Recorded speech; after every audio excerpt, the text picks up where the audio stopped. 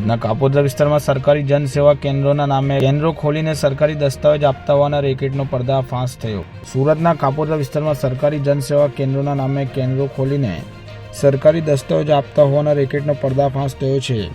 Bogus Aadhaar card, PAN card, ration card સહિતના દસ્તાવેજોમાં અધિકારીઓને ડુપ્લિકેટ સહી અને સિક્કા મારી આપતા હોવાનું પણ સામે આવ્યું છે। કાપોદ્રાના ભગવતી કન્સલ્ટન્સીના નામે ચાલતી દુકાનદાર સામે મામલતદાર પોલીસ મથકમાં ફરિયાદ આપી છે।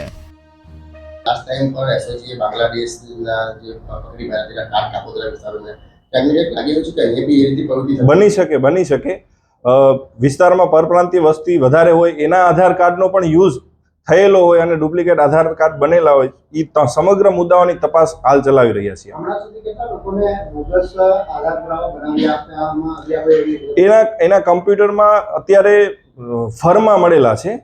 ફર્મામાં એ પ્રિન્ટ કાઢી અને સીધી પ્રિન્ટ કાઢીને આપી દેતા હોય છે। એના કમ્પ્યુટર અત્યારે ડિટેલમાં ચેકિંગ થાય છે કે કોઈ રેકર્ડ એમાં મળે છે કે કેમ, એટલે એ સમગ્ર મુદ્દાઓ હવે તપાસવામાં આવશે।